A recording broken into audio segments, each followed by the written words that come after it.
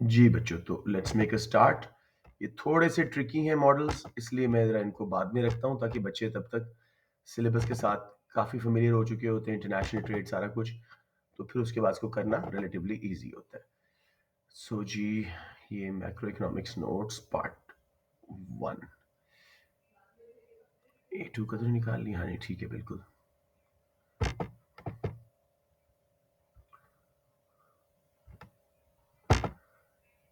Yes, तो part 2 निकाल लिया है, that's what I was thinking. Part 1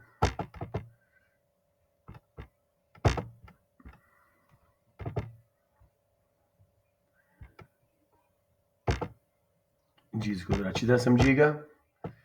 let us move on. ये सारा इन्फ्लेशन डिफ्लेशन हमने किया हुआ है, बाकी सारा कोर्स हमारा कवर्ड है। पॉलिसीज का भी मैंने आपको डॉक्यूमेंट भेज दिए, सबको पता है मैं पॉलिसीज का डॉक्यूमेंट भेज चुका हूँ आपके ग्रुप में। यूनिट 6 जिसके प्रिंट आउट्स नहीं थे, मैंने वो डॉक्यूमेंट भेज दिए। Kindly confirm that you are clear on that. Yes, sir. Okay, good. अस्सलाम वालेकुम Abu Bakar, try and come right on time. Good to see you, but try and come even more right on time. Right जी, तो ये है हमारा, ये जो दो मॉडल्स हमने करने थे इंटरनेशनल ट्रेड के। तो जी, gains from international trade are based on the theories of absolute and comparative advantage. Before I get into the models, मैं आपको थोड़ा सा इसका बेसिक आइडिया देना चाह रहा हूँ। इंटरनेशनल ट्रेड क्यों करते हैं कंट्रीज? कई वजह हैं। नंबर वन, वो चीज़ बनाएं जिसमें वो खुद बहुत अच्छे हैं, ताकि ज़्यादा आउटपुट लो कॉस्ट पे बना सकें। और जो चीज़ खुद नहीं बना सकते या इतने अच्छे नहीं है उसको बनाने में, उसको बाहर से इंपोर्ट कर लें। दैट इज़ द आइडिया कि हर कंट्री अपने फैक्टर्स ऑफ प्रोडक्शन या फैक्टर एंडाउमेंट के मुताबिक, जिस तरह का मौसम है, जिस तरह की लैंड है, लेबर है, जिस तरह की मशीनरी उनके पास अवेलेबल है, यानी जो चीज़ बनाने में फैक्टर्स ऑफ प्रोडक्शन ज़्यादा सूट कर रहे हैं, ठीक है, वो चीज़ पे हम स्पेशलाइज करें। और दूसरे कंट्री से जहाँ पे फैक्टर प्रोडक्शन डिफरेंट है और वो और चीज़ों पे स्पेशलाइज कर रहे हैं, उनसे मंगवा लें। जैसे सिंपल एग्जांपल, कीनू, ये जो होता है, एक तो है ना ऑरेंज, कीनू जो होता है पाकिस्तान का पर्टिकुलर, ये सिर्फ दुनिया में पाकिस्तान में होता है, प्रॉब्लली शायद इंडिया में भी हो रहा है अब। तो ये हमारा एक किस्म का एब्सोल्यूट एडवांटेज है। Nobody else can produce kinnow apart from us. तो हम उस पर स्पेशलाइज कर रहे हैं। और दूसरे कंट्री से जैसे कीवी फ्रूट हम नहीं उगा सकते, तो वह वो बाहर से इंपोर्ट कर ले। तो that is like the idea. कुछ बेसिक आइडिया समझ आ रहा है before I carry on? Yes, sir. Okay. Absolute advantage जब हम पढ़ेंगे तो उसमें आइडिया क्या है जी, कि एक कंट्री दूसरे कंट्री से ज्यादा बेहतर वो चीज बना सकता है कम रिसोर्सेज में, यानी उतने ही रिसोर्सेज में ज्यादा चीज बना रहा है कंपेयर टू अदर्स। तो दुनिया में अगर एब्सोल्यूट एडवांटेज की हम मिसालें लें, तो स्विट्जरलैंड को कह सकते हैं फॉर वॉचेस, रोलेक्स, राडो दोनों वहां से हैं। कॉस्मेटिक्स के लिए फ्रांस और स्विट्जरलैंड को कहा जा सकता है। गाड़ियों में जर्मनी यानी टॉप ऑफ लाइन की गाड़ियां बनाता है। इकोनॉमिकल कार्स में जापान। तो ये थोड़े से एब्सोल्यूट एडवांटेज की मिसालें हैं। लेकिन ज्यादातर ट्रेड कंपैरेटिव एडवांटेज की बेस पे होती है। अब हम इन मॉडल्स को अच्छी तरह समझते हैं। इसी कुछ अजम्पशंस लिए हैं। ये 200 साल पुराना मॉडल है by a person called David Ricardo. उसने इंटरनेशनल ट्रेड की दो थ्योरीज प्रोपाउंड की थी, प्रपोज की थी। तो पहला है जी इसकी अजम्पशन, टू कंट्रीज ओनली। दुनिया में 192 कंट्रीज है, 192, बट ही इज सेइंग कि दो कंट्रीज ओनली का model, just to simplify and make it easy. Only two goods, ये बात भी सही नहीं है। दुनिया में बहुत ज्यादा गुड्स हैं, हजारों लाखों की तादाद में, बट वो सिर्फ दो गुड्स की एग्जांपल दे रहे हैं, जैसे for example food and clothing. Zero transport cost, ये भी एक मेजर अजम्पशन है। एक कंट्री से दूसरे कंट्री तक ले जाने में शिपिंग की, एयर फ्रेट की बहुत कॉस्ट पड़ती है, लेकिन स्टिल ये मॉडल्स प्रैक्टिकल हैं कुछ हद तक। तो उसने जीरो ट्रांसपोर्ट कॉस्ट का लिया एक assumption। फ्री ट्रेड, कोई बैरियर नहीं है, टैरिफ कोटाज वगैरह नहीं है। अब कई कंट्रीज में यूरोपियन यूनियन वगैरह में आपस में फ्री ट्रेड है, लेकिन overall still there are barriers. Lastly जी, कांस्टेंट अपॉर्चुनिटी कॉस्ट, यानी straight line PPCs, homogeneous resources वाले स्ट्रेट लाइन पीपीसीज इन कंट्रीज के। ये चार पांच assumptions थोड़ी अनरियल हैं, लेकिन आप लोगों को समझ आ रही हैं? किसी को ना आई हो तो प्लीज बता दें। अब्दुल्ला को थोड़ा सा मसला होगा because is just joint. Anyone else who's struggling with these assumptions? Please be very open. No, sir. Okay. अगर मोहम्मद अली तबस्सुम कुछ टाइप करें तो मुझे बता दीजिएगा कि if he's struggling or something. Okay, sir. Okay, ji, thank you. So let's start with absolute advantage. When a country can produce more of a product than the other country with same amount of resources. आसान सी example लेता हूँ. Let's say एक country X है, एक country Y है. दोनों के पास चार चार वर्कर्स और दो दो मशीन्स हैं सिर्फ. लेकिन कंट्री Y उसको जो है अ, उन चार वर्कर्स और दो मशीन के थ्रू 40 क्लोथ्स बना सक रहा है और 20 फूड. ठीक है, ये उसका पीपीसी है. जबकि कंट्री X चार वर्कर्स और दो मशीन के साथ 60 फूड बना सकता है या 30 clothing. Are you understanding these PPCs या कोई कंफ्यूजन हो रही है? बताएं मुझे.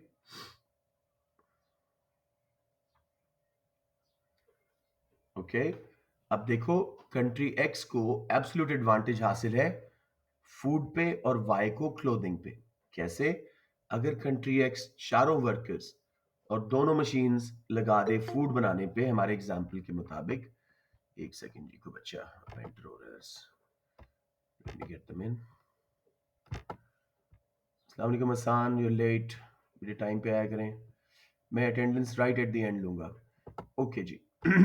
अब देखें, अगर कंट्री एक्स अपने सारे रिसोर्सेज लगा देता है फूड उगाने में तो वो 60 फूड्स उगाएगा.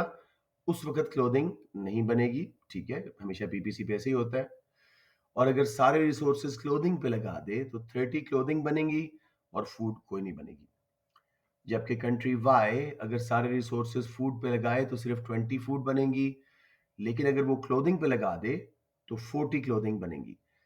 सो देख लो, सेम अमाउंट ऑफ रिसोर्सेज में कंट्री एक्स ज्यादा फूड बना सकता है, कंट्री वाई ज्यादा क्लोथिंग बना सकता है. So the theory of absolute advantage says country X should specialize on food and Y should specialize on clothing.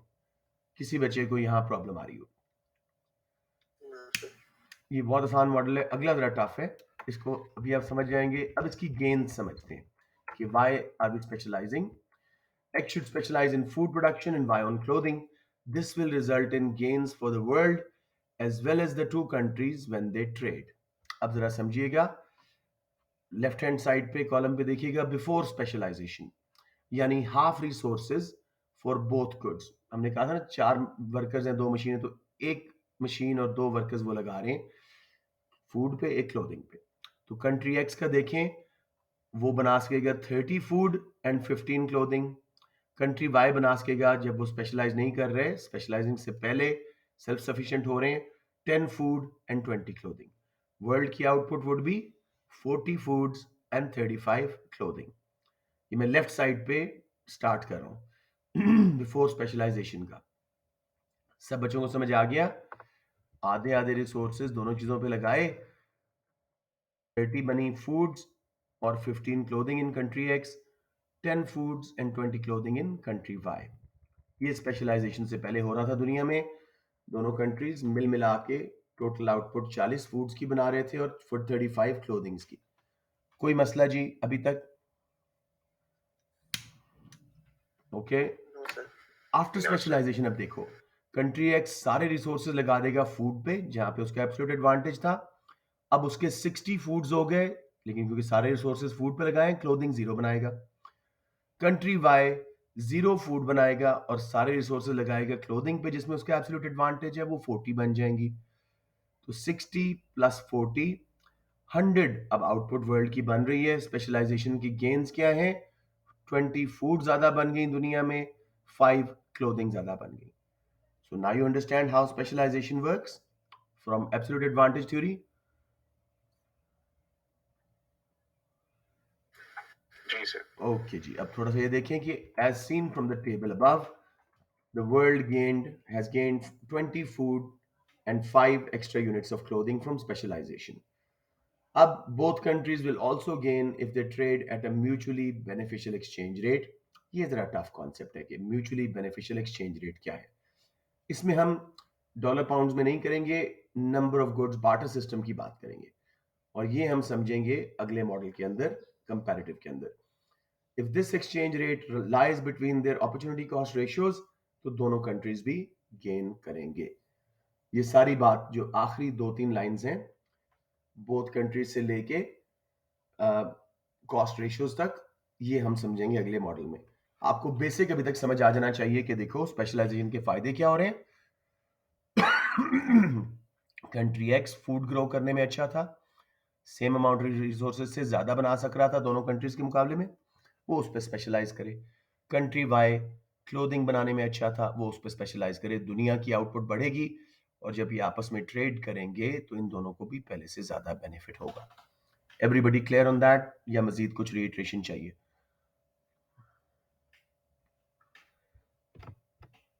Clear. Okay, let me just quickly check yes recording is going on. मैंने कहा ये ना recording नहीं हो रही।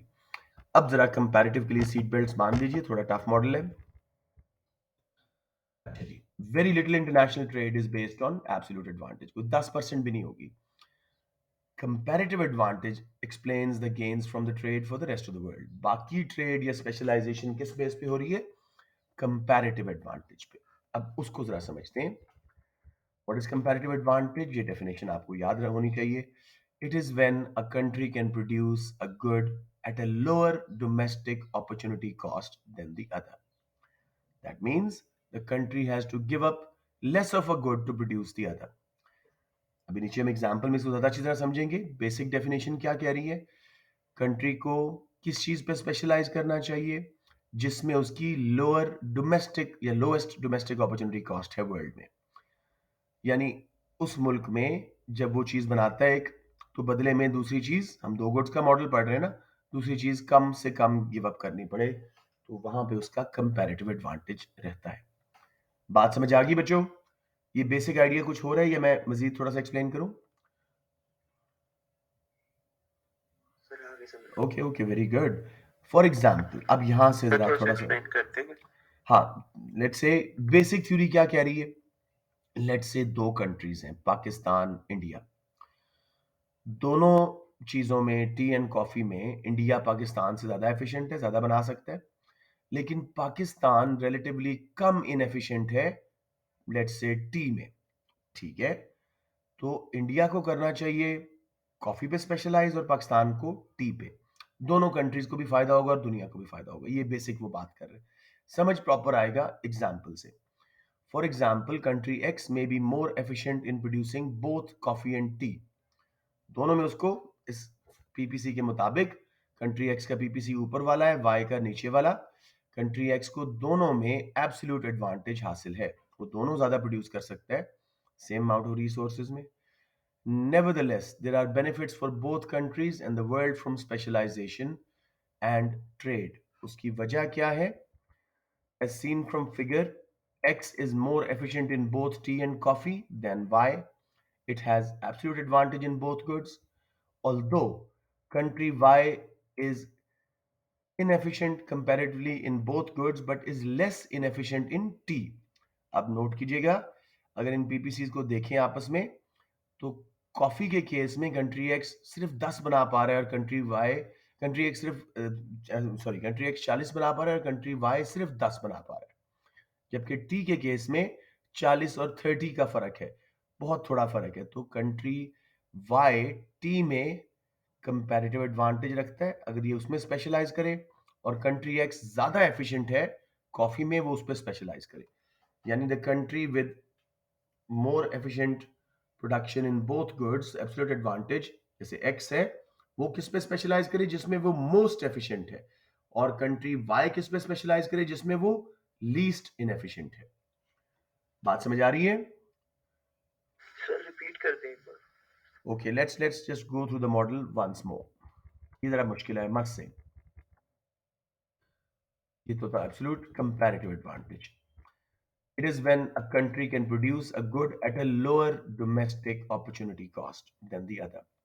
यानी country में वो चीज बनाने के बदले में दूसरी चीज कम छोड़नी पड़े जिस कंट्री में, तो वहां पे उसका कंपैरेटिव एडवांटेज है। फॉर एग्जाम्पल, कंट्री एक्स इस पीपीसी के मुताबिक दोनों चीजों में ज्यादा एफिशिएंट था, टी एंड कॉफी में। वो 40 टी या 40 कॉफी बना सकता है, जबकि कंट्री वाई 30 टी या 10 कॉफ़ी बना सकता है। हालाँकि कंट्री एक्स दोनों चीज़ों में ज़्यादा एफ़िशिएंट है, लेकिन still there is benefit from trade. Country X को एब्सोल्यूट एडवांटेज है दोनों गुड्स में, स्टिल बेनिफिट है स्पेशलाइज़ेशन और ट्रेड का। अब देखो, although country Y is inefficient comparatively in both goods but is less inefficient in tea. इस ग्राफ के मुताबिक देखें, टी और कॉफी की प्रोडक्शन में इतना फर्क नहीं जितना टी की प्रोडक्शन में इतना फर्क नहीं जितना कॉफी का दोनों में है।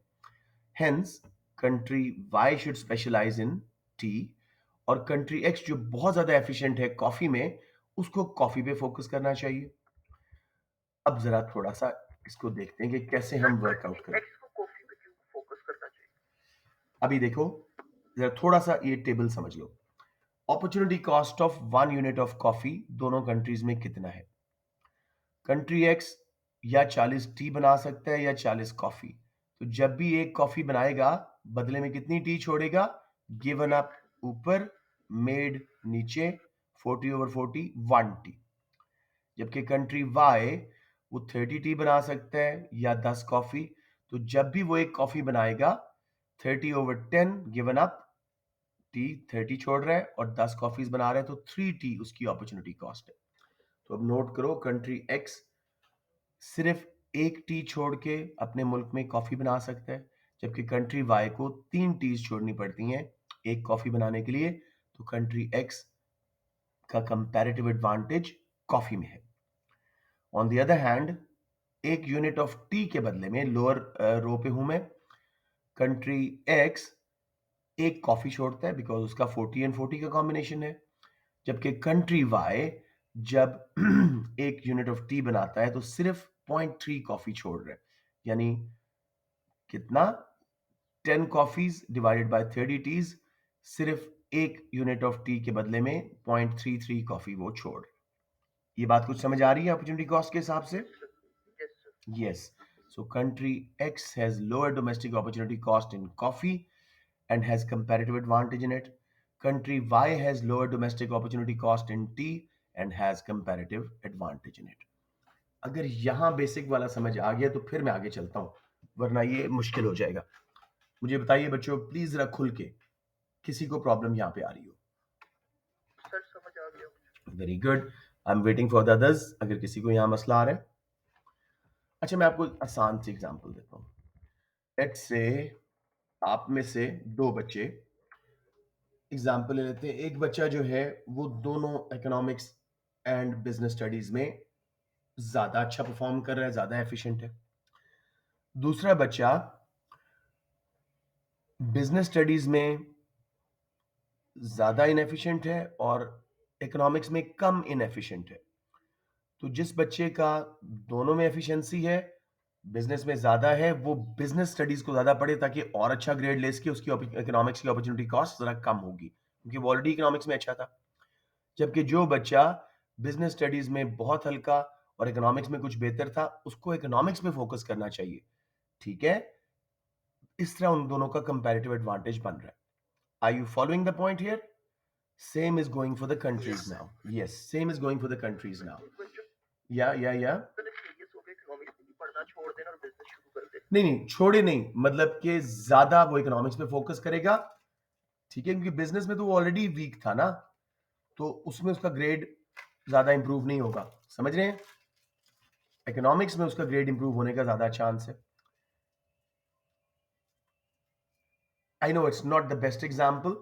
चलिए let's go to another example. Let's say गाड़ियां बनाने में जापान पाकिस्तान से बहुत ज़्यादा एफिशिएंट है, जबकि फूड उगाने में जापान पाकिस्तान से थोड़ा सा ज़्यादा एफिशिएंट है। तो पाकिस्तान को फूड पे फोकस करना चाहिए जिसमें वो कम इनएफिशिएंट है, और जापान को गाड़ियों में जिसमें वो ज़्यादा एफिशिएंट है। तो वर्ल्ड की आउटपुट भी बढ़ेगी और जब आपस में ये कंट्रीज ट्रेड करेंगे तो इनकी भी आउटपुट पहले से ज़्यादा हो जाएगी। हसान, तुम्हें मैं गोली मार दूंगा। Look at you, look at the time you joining. Sir मैं मैं सो रहा कभी था। अलार्म बंद करके हाथ में फोन था, फोन पकड़ के ही सो के सिर्फ कसम से मैं उठा हुआ था। मैं आधा घंटा पहले उठा रहा हूँ और क्लास से 2 मिनट पहले आंख लगी। Because you were lying in the bed, you should have been sorry sitting up straight. Sorry sir, थोड़ा वॉक शॉक करते, को नाश्ता सॉरी वाश्ता सर। करते, चले एनीवेज, ठीक है। अब ये तुम्हें समझ नहीं आएगी, वीडियोस देखनी पड़ेंगी तुम्हें। जी बच्चों, समझ आ गई सबको, बाकियों को? जी सर। ओके, वेरी क्विकली मैं अपनी तसल्ली के लिए एक बार फिर करवा रहा हूँ। कंपैरेटिव एडवांटेज क्या है जी? When a country can produce a good at a lower domestic opportunity cost than the other, यानी the country has to give up less of the good, one good to produce the other. For example, इस PPC के मुताबिक country x, ऊपर वाला PPC उसका है, T और coffee दोनों में ज्यादा एफिशिएंट था। या वो सारे रिसोर्सेज लगा के टी बनाए तो 40 बना सकता था, या वो सारे रिसोर्सेज लगा के कॉफी बनाए तो 40 कॉफी, उस वक्त टी ना बनती और बीच में सारे कॉम्बिनेशन। दोनों गुड्स में वो ज्यादा एफिशिएंट है, उसको एब्सोल्यूट एडवांटेज हासिल है। लेकिन अगर हम कंट्री वाई को देखें तो इन दोनों पीपीसीज का डिस्टेंस देखो, कॉफी में वो बहुत कम बना पा रहा है मुकाबलतन, और टी में वो फिर भी कुछ मुकाबला कर सक रहा है। तो कंपैरेटिव एडवांटेज क्या कहता है? X should focus on coffee जिसमें वो मोस्ट एफिशिएंट है, why should focus on T जिसमें वो लीस्ट इनएफिशिएंट है। इस तरह दुनिया की ट्रेड बढ़ेगी, आउटपुट बढ़ेगी, और आपस में ट्रेड करके ये लोग दोनों भी अपने बेनिफिट ले सकेंगे। अब ये हमने देखा कैसे हमने अपॉर्चुनिटी कॉस्ट मालूम करनी है और comparative advantage. Opportunity cost of 1 unit of coffee, हम पहली रो में चल रहे हैं। कंट्री एक्स या 40 टी बना सकता था या 40 कॉफी, तो गिवन अप, इस वक्त वो टी गिव अप कर रहा है 40 डिवाइडेड बाय कॉफी जो वो बना रहा है 40, 1 टी गिव अप कर रहा है। जबकि कंट्री वाई 30 टी और 10 का कॉम्बिनेशन था, अगर वो एक कॉफी बनाता है तो 30/10, जो 30 टी गिव अप कर रहा है ओवर 10 कॉफी, 3 टी उसकी अपॉर्चुनिटी कॉस्ट है। तो किसकी लोअर अपॉर्चुनिटी कॉस्ट है? कंट्री एक्स की। तो वो उसमें कंपैरेटिव एडवांटेज रखता है, उस पर स्पेशलाइज करेगा। 1 यूनिट ऑफ टी के बदले में कंट्री एक्स एक कॉफी छोड़ता है, जबकि कंट्री वाई सिर्फ 10/30 given up over made 0.33 coffee छोड़ रहा है। तो बेसिकली कंट्री वाई के अंदर अपॉर्चुनिटी कॉस्ट कम है, एक टी बनाने के बदले में सिर्फ 0.3 कॉफी छोड़ रहा है compare to 1 coffee in country X. तो उसको फोकस करना चाहिए, स्पेशलाइज करना चाहिए टी के ऊपर। यहां तक सब बच्चे हसान को छोड़ के मेरे साथ हैं, सबको समझ आ गई? सर मुझे भी आ गई है, मैं बता सकता हूँ क्यों हो गया ओ पीपीसी माशाल्लाह, से। Very good very good. थोड़ा सा आगे चलते हैं, अगर सबको आ गई तो। Mutually beneficial exchange rate. Exchange rate से यहाँ मुराद करेंसीज वाला नहीं है, यहाँ पे बार्टर ट्रेड, एक कॉफी के बदले में कितनी टी, या एक टी के बदले में कितनी कॉफी, ठीक है। अब इस टेबल को जरा समझो, यही बनाना जरा मुश्किल होता है। कंट्री एक्स को हमने कहा था स्पेशलाइज करे कॉफी पे और एक्सपोर्ट करे कॉफी, बदले में इंपोर्ट करेगा टी। अपने मुल्क में जब वो एक कॉफी बनाता है तो उसको अपॉर्चुनिटी कॉस्ट पड़ती है, गिव अप करनी पड़ती है 1 टी। तो वो चाहेगा कि जब भी वो एक कॉफी एक्सपोर्ट करे, उसको एक टी से ज्यादा मिले, क्योंकि अपने मुल्क में भी कॉफी बना सकता था ना एक टी की कॉस्ट में। तो अब अगर वो कॉफी गिव अप कर रहा है, एक्सपोर्ट कर रहा है, तो बदले में उसको एक टी से ज्यादा मिले, तो वो ट्रेड करने को तैयार हो जाएगा। ये बात समझ आई बच्चों? Yes sir. श्योर। देखो, कंट्री एक्स की स्पेशलाइजेशन हमने भी बताया, कंपैरेटिव एडवांटेज कॉफी में है, उसमें वो मोस्ट एफिशिएंट है। तो वो स्पेशलाइज करे कॉफी में और एक्सपोर्ट करे कॉफी, बदले में उसको मिलेगी चाय, टी, दो ही गुड्स हैं। अपॉर्चुनिटी कॉस्ट उसकी क्या थी अपने मुल्क में? एक कॉफी के बदले में एक टी, एक थी। ठीक है। तो अगर अपने मुल्क जी। में वो एक कॉफी, एक एक टी सेक्रीफाइस करके एक कॉफी ले सकता है, तो अगर वो कॉफी सेक्रीफाइस कर रहा है तो उसको एक टी से ऊपर चाहिए बाहर से, वरना वो ट्रेड क्यों करे, अपने मुल्क में ही बना ले। Getting the point? Yes sir. या दीना बंद करो बेटे। सेकेंडली, कंट्री वाई की बात करते हैं। वो उसको हमें कहा कि तुम लीस्ट इनएफिशिएंट हो टी में, उस पर स्पेशलाइज करो, एक्सपोर्ट करो। अब अपने मुल्क में एक टी के बदले में वो कितनी कॉफी छोड़ता है? 0.3। तो जब भी वो एक टी एक्सपोर्ट करेगा, वो कितना चाहेगा? कम से कम 0.3 कॉफी से ज्यादा उसको मिले, तब वो ट्रेड करेगा। ये है इनके म्यूचुअली बेनिफिशियल एक्सचेंज रेट। समझ आई?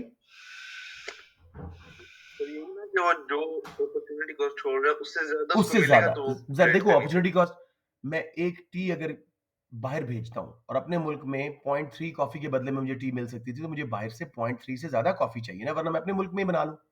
सही है ना? जी सर। यस।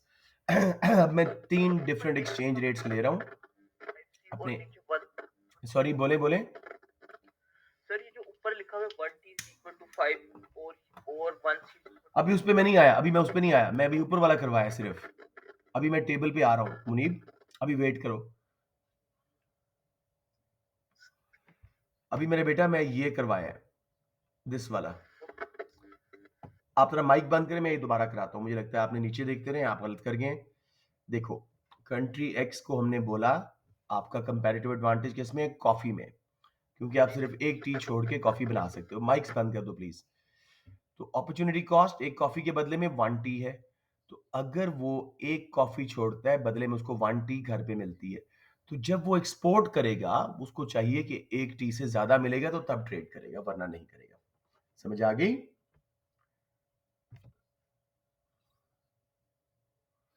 इसी तरह कंट्री वाई टी पे स्पेशलाइज़ कर रहा है, उसको एक्सपोर्ट कर रहा है। अपने मुल्क में 1 टी छोड़ता था तो उसको 0.3 कॉफ़ी मिलती थी, तो अब वो चाहेगा मैं 1 टी एक्सपोर्ट करूँ तो मुझे मोर देन 0.3 कॉफ़ी मिले, तभी उसको सूट करेगा ट्रेड करना, वरना अपने मुल्क में बना लेगा।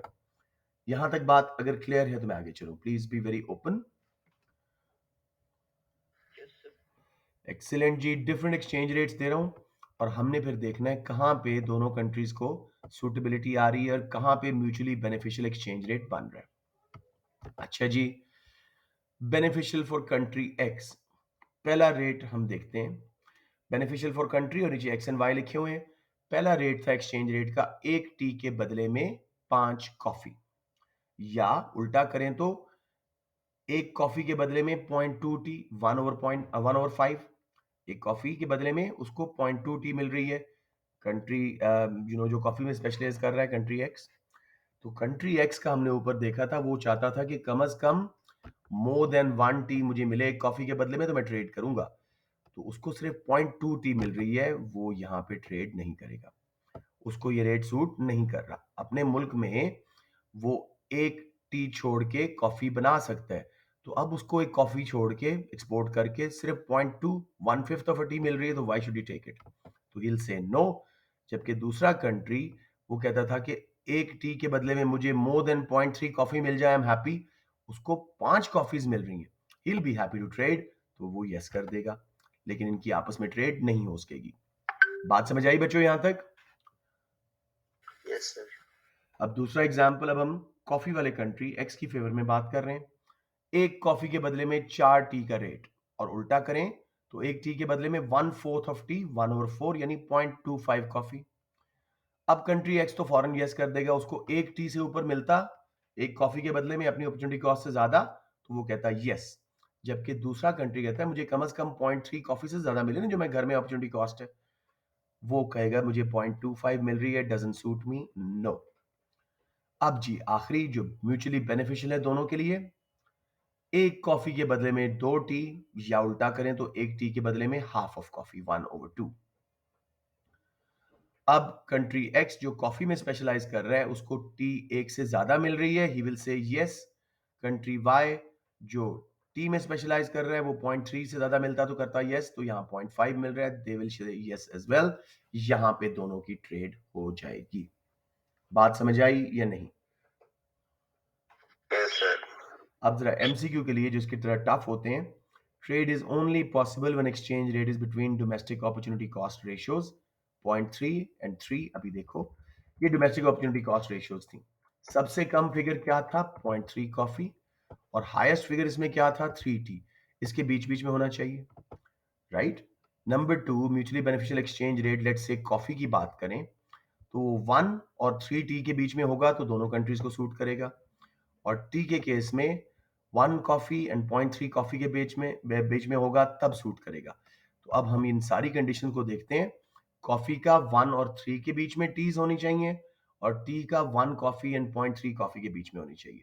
तो हमने जो सही रेट बनाया, 1 और 3 के बीच में कॉफी का रेट आ रहा है, और 1 एंड 0.3 के बीच में टी का रेट आ रहा है। अब दोनों को समझ आ रही है ट्रेड करना। गॉट इट बच्चों? 100%। You want me to run through the whole model once again with you? No, sir. Okay, wonderful. समझ आ गया. Very good. Mashallah, I think you're the fastest class who got this. अब ये आखिरी जब ये समझ आ जाता है सारा कुछ तो थोड़ा सा एक और आखिरी टॉपिक है, जरा टफ सा, उसके बाद ये खत्म हो जाएगा. Trading possibility curve. हमने अभी तक पढ़े हैं प्रोडक्शन पॉसिबिलिटी कर्व. एक कंट्री के अंदर अंदर what is production possibility curve? All possible combinations of two goods that a country can produce using all its resources fully efficiently with a given state of technology. Trading possibility curve क्या है कि trade के result में हमारी production possibilities कितनी है. So it is a curve that shows all possible combinations of quantities of imports a country can trade with given volume of exports at a mutually beneficial exchange rate. अब इसको जरा आसान language में करते हैं. वो सारे कॉम्बिनेशंस जो एक कंट्री, ठीक है, इंपोर्ट कर सकता है एक सर्टेन अमाउंट ऑफ एक्सपोर्ट्स के बदले में एक म्यूचुअली बेनिफिशियल एक्सचेंज रेट पे, जैसे हमने ऊपर तय किया. यानी वो सारे कॉम्बिनेशन दो गुड्स के जो कि वो इंपोर्ट कर सकता है दूसरे कंट्री से एक गुड जिसमें वो स्पेशलाइज कर रहा है, बदले में उस गुड के एक्सपोर्ट करने से जिस पे वो खुद स्पेशलाइज कर रहा है, एक म्यूचुअली बेनिफिशियल एक्सचेंज रेट जो दोनों को समझ आ रहा है ऊपर जैसे हमने देखा. अब हम यहां पे बना रहे हैं कंट्री एक्स का टीपीसी ट्रेडिंग पॉसिबिलिटी कर्व. एक बार फिर आपको याद दिला दूं कि इनके आपस में एक्सचेंज रेट क्या था. 1 coffee is equal to 2 tea. ठीक है, ये कंट्री एक्स का एक्सचेंज रेट था कॉफी का. और इनका जो पीपीसी थे वो 40 and 40 coffee, 40 tea and 40 coffee दोनों में से एक बना सकते हैं 40-40. और कंट्री वाई का 30 टी एंड 10 कॉफी. अब जरा हम नीचे जाके देखते हैं ट्रेडिंग पॉसिबिलिटी कर्व को. अब कंट्री एक्स अगर सिर्फ कॉफी पे स्पेशलाइज कर रहा है, ये ओरिजिनल वाला जो बाहर वाला पीपीसी है उस पे देखो, तो वो 40 कॉफी बना देगा जबकि टी कोई नहीं बनेगी. अब अगर वो सारी कॉफी एक्सपोर्ट कर देता है मेरे बेटे 40 की 40, तो रेट है 1 coffee is equal to 2 tea. उसको 80 टी मिल सकती हैं. तो उसका जो ट्रेडिंग पॉसिबिलिटी कर्व है वो पिवटल आउटवर्ड शिफ्ट करके क्या शो कर रहा है, 40 और 80 का कॉम्बिनेशन, जबकि पहले उसके मुल्क में 40-40 का कॉम्बिनेशन था. तो अब ट्रेड के लिए, ट्रेड के थ्रू उसका कॉम्बिनेशन क्या कह रहा है, 1 कॉफी टी उसको 2 दे सकता है, तो वो 40-80 का कॉम्बिनेशन उसका आ गया. अब let's make an actual bargain, an actual trade. A point पे देखो 10 कॉफी उसने एक्सपोर्ट की, 40 से 30 रह गई उसके पास, और बदले में उसको 20 टी मिल गई. राइट? अगर वो ट्रेड ना करता, सेल्फ सफिशिएंट होने की कोशिश करता, खुद बनाता, आधे आधे रिसोर्सेज टी एंड कॉफी पे लगाता, तो 20 टीज बनती और 20 ही कॉफीज बनती. अब ना सिर्फ वो 20 टी हासिल कर रहा है. हेलो. हेलो अस्सलाम वालेकुम सर. जी, वालेकुम सलाम बेटे. सर आवाज आ रही है? हाँ जी आ रही है. सर मैंने कर लिया माइक से. वो मेरा बेटा बड़े गलत टाइम पे बोले हो, अब सारा मुझे दोबारा कराना पड़ेगा. ठीक है, thank you. Okay sorry let's see. Sorry sir. हाँ, no worries no worries. Let's go back. Country X का ओरिजिनल जो पीपीसी था वो क्या शो कर रहा है, या वो 40 टी बना सकता है या वो 40 कॉफी बना सकता है.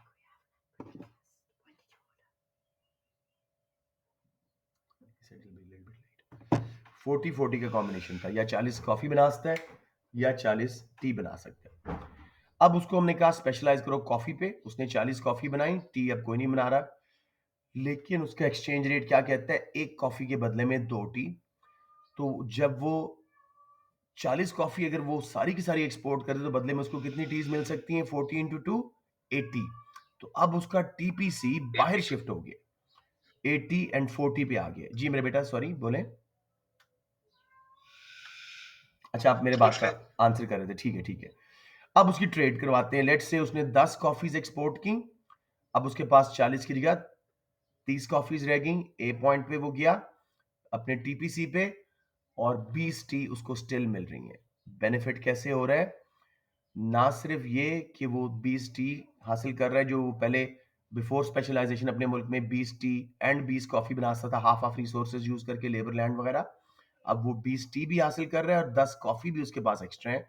सो बेसिकली वो अपने पीपीसी के बाहर कंज्यूम कर रहा है. तो याद रखिएगा, पीपीसी के बाहर जब कोई कंट्री कंज्यूम कर रहा हो, दैट मीन्स वो इंटरनेशनल ट्रेड कर रहा है।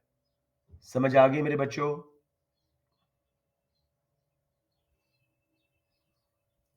टीपीसी के कॉन्सेप्ट यस में सर। यस आ गई है। जी sir. Oh my God, you guys are brighter than I ever thought. Very, very good. Online class में कंपैरेटिव एडवांटेज का मॉडल आप लोग समझ गए। Yeah, I've done something differently. I don't know. You guys have really understood it well. Limitations of comparative advantage. अब देखो पाकिस्तान का comparative advantage की बात करते हैं। हम स्पोर्ट्स गुड्स में कंपैरेटिव एडवांटेज है, हमारा कुछ फ्रूट्स एंड वेजिटेबल्स में है, हमारा सर्जिकल इंस्ट्रूमेंट्स वगैरह में है, ठीक है। लेकिन रियलिटी में क्या लिमिटेशंस हैं? Only two goods is an unreal assumption. Reality में हजारों गुड्स हैं दुनिया में। Only two countries is unreal. Reality में 192 कंट्रीज हैं। Constant opportunity cost, straight line PPCs यानी होमोजेनियस रिसोर्सेज, ये रियलिटी नहीं है। रियलिटी में outward bending, increasing opportunity cost वाला पीपीसी होता है, क्योंकि रिसोर्सेज दोनों गुड्स पे इक्वली सूटेबल नहीं होते। बात समझ आई? तो तीनों उसकी अजम्पशंस। फिर जी, जीरो ट्रांसपोर्ट कॉस्ट बहुत बड़ी अजम्पशन है। रियलिटी में काफी ट्रांसपोर्ट कॉस्ट पड़ती है। रेट ऑफ एक्सचेंज जैसे हमने बनाया, वो गुड्स के केस में तो समझ आ रहा है, लेकिन रियलिटी में डॉलर्स पाउंड्स में रुपीस में हो रहा होता है। तो रेट ऑफ एक्सचेंज में not fall between domestic opportunity cost ratios, जैसे हमने ऊपर किया। दो जगह ट्रेड समझ नहीं आ रही थी। ये देखो, 1 tea is equal to 5 coffee पे भी नहीं आ रही थी, 1 कॉफी इज 4 टी पे भी नहीं आ रही थी। तो शायद exchange rate opportunity cost ratios के बीच में फॉल ना हो। फिर उसके बाद जी, over time comparative advantage countries का चेंज होता रहता है, इंटरनेशनल डिमांड पैटर्न्स चेंज होने की वजह से। मसलन कई कंट्रीज जैसे हैंडीक्राफ्ट्स, पाकिस्तान बहुत एक्सपोर्ट करता था एक ज़माने में, हैंडमेड कारपेट्स वगैरह, ईरानी कारपेट्स बड़े मशहूर थे। उनकी डिमांड पैटर्न चेंज हुआ तो कंट्रीज का कंपैरेटिव एडवांटेज भी चेंज हो गया। We're done with the models of absolute and comparative advantage. अब मैं आपको एक छोटू सा क्वेश्चन करवा दूं 12 मार्क का, ताकि आपको इसका समझ आ जाए, या 6-6 मार्क के जो हमारे सेक्शन, इसको सेक्शन बी के लिए बेटे ना करना। You understand, it gets very difficult to make all this model and सारा जस्टिफाई करना, इसलिए मैं इसको एंड पे पढ़ाता हूँ और चॉइस में छोड़ता हूँ। लेकिन अगर क्वेश्चन आ जाए, जैसे आपका एक क्वेश्चन कुछ दिनों पहले एक पेपर में आया था जो हम लोग इकट्ठे कर रहे थे, मैं आपका वो पेपर निकालता हूँ और आपको जरा जल्दी से दिखाता हूँ कि इसको कैसे हमने आंसर करना होता है। एक second ji.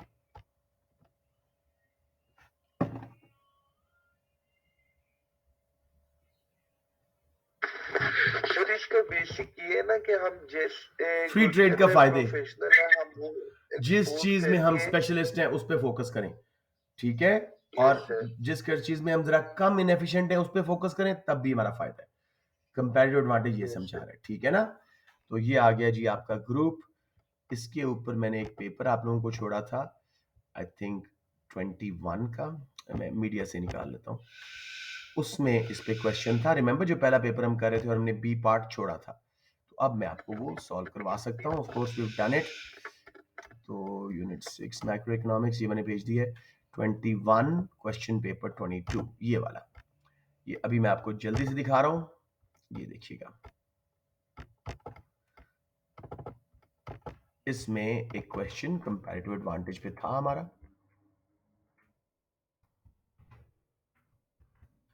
Discuss whether the principle of comparative advantage concludes that movement to a free trade will result in overall benefit for an economy.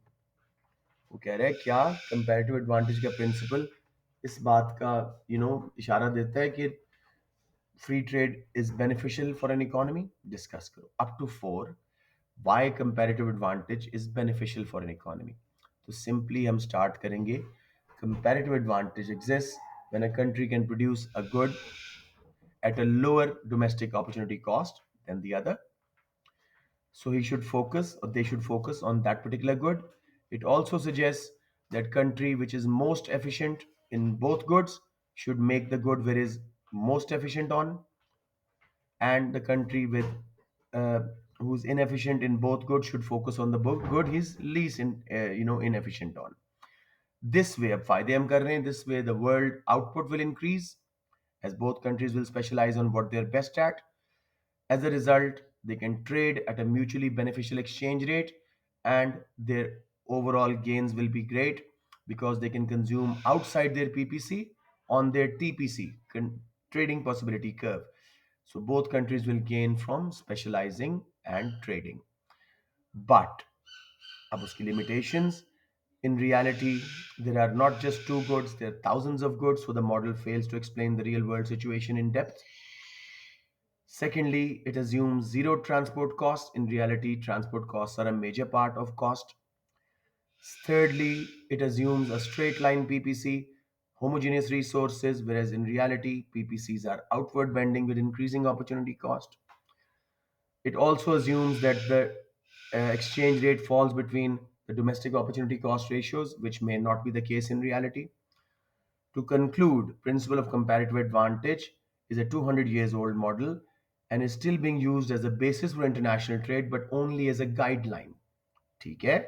In reality, the practicalities and many other factors like transport costs, exchange rate ratios, etc., make it less applicable, but it does give us a guideline.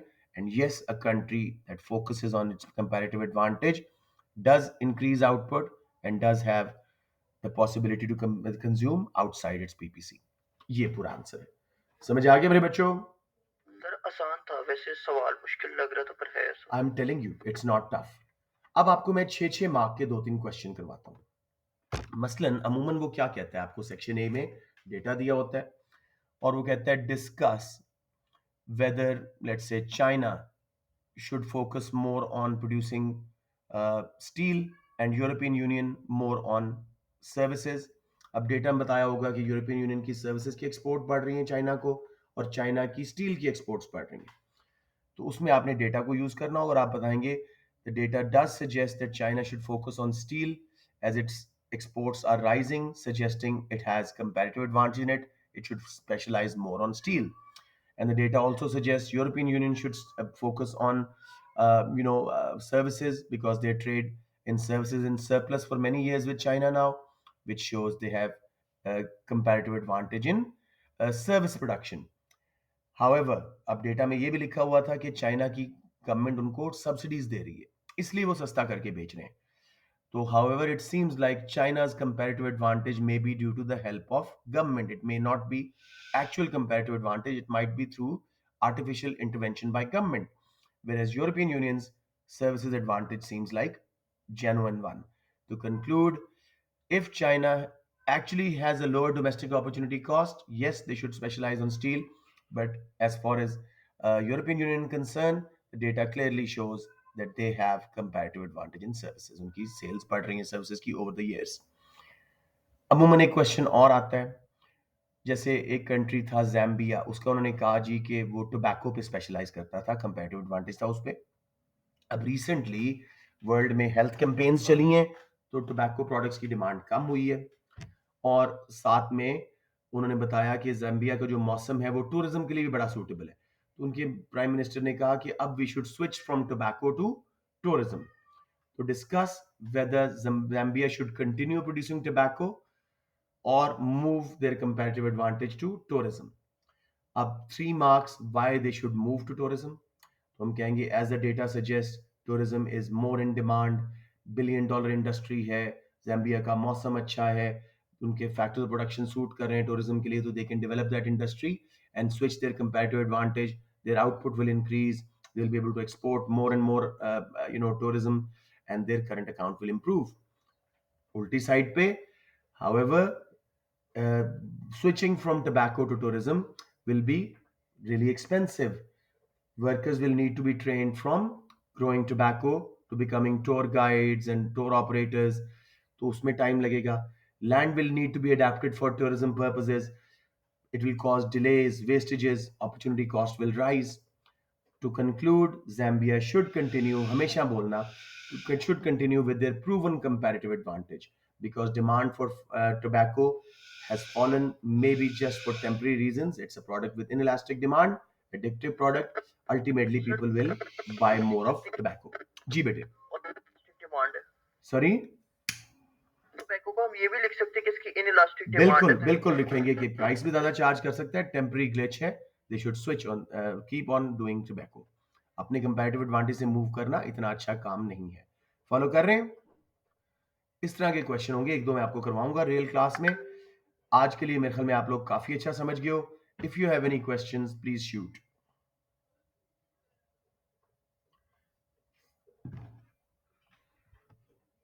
Okay, let me now see attendance levels. माशाल्लाह सारे मौजूद हैं जो आए थे शुरू से. Abdullah, new Abdullah wipe out, आपको कितना एक समझ आया?